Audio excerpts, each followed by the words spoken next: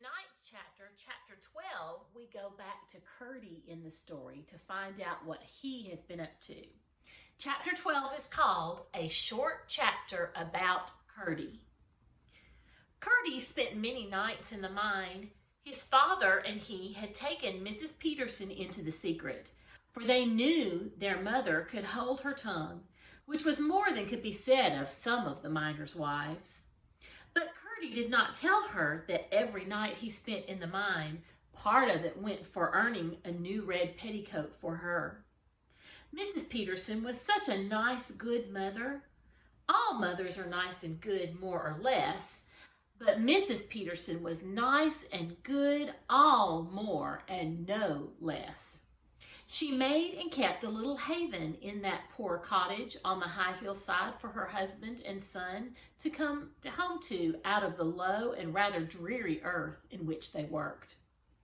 I doubt if the princess was any happier, even in the arms of her huge great-grandmother, than Peter and Curdie were in the arms of Mrs. Peterson. True, her hands were hard and chapped and large, but it was with work for them. And therefore, in the sight of the angels, her hands were so much the more beautiful. And if Curdie worked hard to get her a petticoat, she worked hard every day to get him comforts, which he would have missed much more than she would miss having a new petticoat, even in the winter. Not that she and Curdie ever thought of how much they worked for each other. That would have spoiled everything. When left alone in the mine, Curdie always worked for an hour or two at first, following the lode which, according to Glump, would lead at last into the deserted habitation. After that, he would set out on a reconnoitering expedition. In order to manage this, or rather the return from it, better than he had the first time, Curdie had brought a large ball of fine string, having learned the trick from Hop-o'-my-Thumb, whose history his mother had often told him. Not that Hop-o'-my-Thumb had ever used a ball of string, but the principle was the same as that of the pebbles. The end of this string he fastened to his pickaxe, which figured no bad anchor, and then, with the ball in his hand, unrolling it as he went, set out in the dark through the natural tunnels of the goblins' territory. The first night or two he came upon nothing worth remembering. He saw only a little of the home life of the goblins in the various caves they saw houses.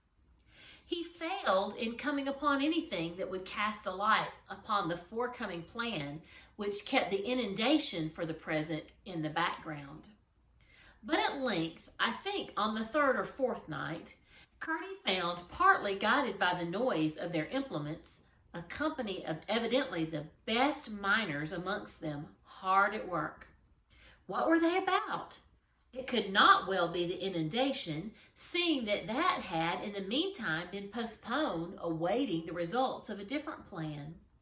Then what was it? He lurked and watched, every now and then in the greatest risk of being detected, but without success. He had again and again to retreat in haste, a proceeding rendered the more difficult now that he had to gather up his string as he returned upon his course. It was not that he was afraid of the goblins, but that he was afraid of their finding out that they were being watched, which might have prevented the discovery at which he aimed. Sometimes his haste had to be such that when he returned home towards morning, his string, for lack of time to wind it up as he dodged the goblins, would be in what seemed the most hopeless entanglement. But after a good sleep, though a short one, he always found his mother had got it right again. There it was, wound in a most respectable ball, ready for use the moment he should want it. "I can't think how you do it, Mother," he would say. "I follow the thread," she would answer, "just as you do in the mine." She never had more to say about it, but the less she used her words, the more clever she was with her hands.